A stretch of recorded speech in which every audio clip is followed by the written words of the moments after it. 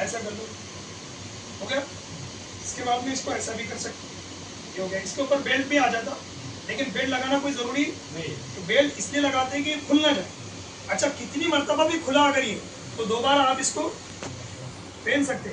ایسا بھی نہیں ہے کہ آپ نے حالت احرام میں ہو, آپ کو ضرورت محسوس ہو, آپ ضرورت کو جا سکتے ہیں. وضو کرنا ہے آپ وہ بھی کر سکتے ہیں, کھانا کھانا ہے آپ وہ بھی سب کام کر سکتے ہیں. البتہ اس کی جو پابندیاں ہیں جو ابھی میں بتاؤں گا انشاءاللہ, وہ اس کی صرف آپ کو پاس و لحاظ کرنا ہے.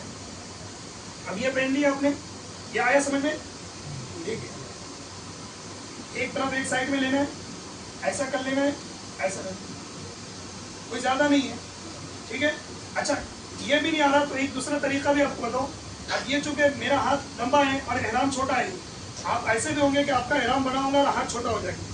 تو ایسے صورت میں آپ نے کیا کرنا ہے, یہ جو حصہ ہے یہ حصے کو ایسے دبا دو ادھر, یہ حصے کو ایسا لے لو ادھر, یہ پکڑ کے ایسا کر لو. ٹھیک ہے, اس کو ایسا کر لو, کافی ہے. تو بھی سطر نہیں کھلے گا, چلنے میں کوئی دقت نہیں جائے گی. مین چیز یہ ہے کہ آپ کا سطر نہ دکھے, ٹخنوں سے اوپر ہو, ناف کے نیچے ہو. احرام کیسا ہوگا؟ ٹخنوں سے اوپر, ناف کے نیچے.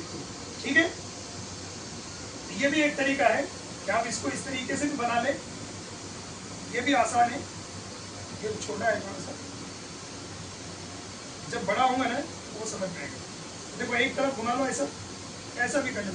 اچھا اس کے علاوہ بھی اگر آپ کو اتنا بھی نہیں آ رہا ہے تو کوئی مسئلہ نہیں ہے کہ آپ اس طریقے سے بھی کر کے آپ کو ایسا کر لے. ہاں ٹھیک ہے نا.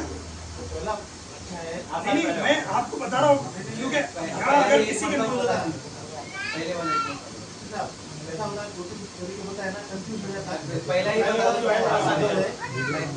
تو بہت سارے لوگ جو ہے نا وہ جب ضرورت پہ جاتے ہیں تو احرام ان کا ایسا ہوتا ہے کہ پورا سطر دکھ رہا ہوتا ہے, تو آپ کو سطر نہیں دکھنے دینا چاہیے. چلو یہ بھی آسان ہے, یہ تو کوئی ٹینشن ہی نہیں ہے اس کا. اس کو ایسا کر لے, اور یہ جو اوپر کی چادر ہے یہ تو عام طور پر اوڑھتے ہی رہتے ہیں. ٹھیک ہے. یہ اپنا ہمیشہ کا یہ عمل ہے. ہمیشہ کون سا عمل ہے؟ یہی عمل ہے. حاجی لوگ 8 تاریخ 9 تاریخ 10 تاریخ کو جب تک کہ قربانی نہیں ہوتی اور آپ حلق نہیں کرتے, جب تک کہ اسی حالت میں آپ کو رہنا ہے. حاجی لوگوں کو 8 تاریخ کو جو ہے تو آپ لوگ یہاں سے نکل جائیں گے. جب سے یہ احرام آپ کے جسم پر رہے گا تو کم سے کم آپ 8 9 10 3 دن کنٹینیو قربانی تک, یعنی عید کے دن تک. عید کے دن حاجیوں پر عید کی نماز نہیں ہے, عید کی نماز حاجیوں پر نہیں ہے. تو آپ کو کیا کرنا ہے, یہ 3 دن تک کے کنٹینیو. جب آپ مزدلفہ سے روانہ ہو جائیں گے, ترتیب بتا دوں گا انشاءاللہ, پھر آپ پہلے شیطان کو کنکری ماریں گے, پھر اس کے بعد میں قربانی کریں گے, قربانی کرنے کے بعد حلق کریں گے, تب جا کے آپ کا یہ احرام پھرے گا. اور یہ عمرے والوں کے لیے صرف 4 کام کرنے, اور یہ جب آپ بھی جائیں گے پہلی مرتبہ تو آپ کو سب سے پہلے عمرہ ہے. حج 3 طریقے کا ہوتا ہے, ایک حج افراد ہوتا ہے, ایک حج قران ہوتا ہے, اور ایک حج تمتع ہوتا ہے. حج افراد صرف حج کا احرام پہننے کو بولتے ہیں, حج قران حج اور عمرہ دونوں کے احرام پہننے کو بولتے ہیں, اور حج تمتع جو عام طور پر ہمارے ملک سے یا پاکستان سے جو جاتے ہیں وہ لوگ حج تمتع کرتے ہیں. حج تمتع کا مطلب یہ کہ پہلے عمرے کا احرام پہننا, پھر اتار دینا, پھر اس کے بعد میں جب حج کے دن آئیں گے تو حج کے دنوں میں حج کا احرام پہننا. سمجھ میں آئی بات؟ حج کے دنوں میں حج کا احرام اور عمرے کے ٹائم میں عمرے کا احرام کرنا, یہ اس کو حج تمتع بولتے ہیں. حج کے ایام میں عمرے کرنے کی اجازت نہیں ہے, طواف کر سکتے آپ. ٹھیک ہے. یہ جو حجاج کرام ہے یہ 3 دن رکھ رہیں گے.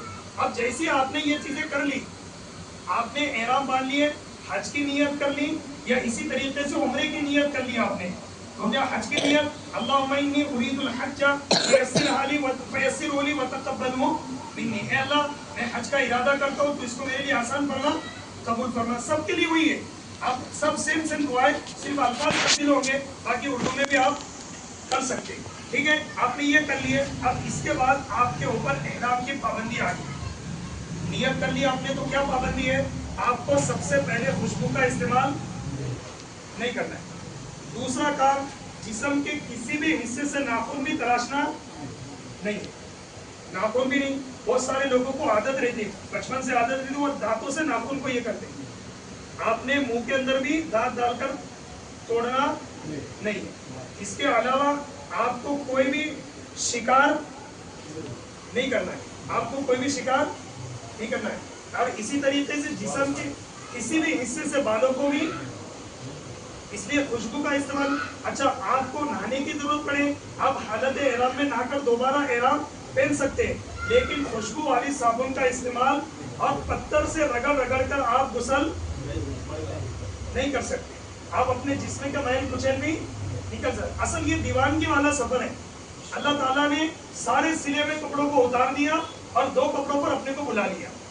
सारे तेरा सिला हुआ कपड़ा भी, जितनी दौलत से तूने लाखों रुपए का खरीदा था, हमें वो पसंद नहीं है, बस तेरी आजिज़ी पसंद है। वो 2 चादरें जो हम चाहते हैं वो लेकर आ जा, हम तुझे ऐसा उड़ाएंगे। अल्लाह के रसूल ने फरमाया कि वो हज, अल हज्जुल मबरूर लैसा लहू जज़ाउन इल्लल जन्नह, जो सच्चे दिल से और नबी के तरीके पर हज कर ले, अल्लाह उसको ऐसे वापस लौटाता है जैसे आज ही दुनिया में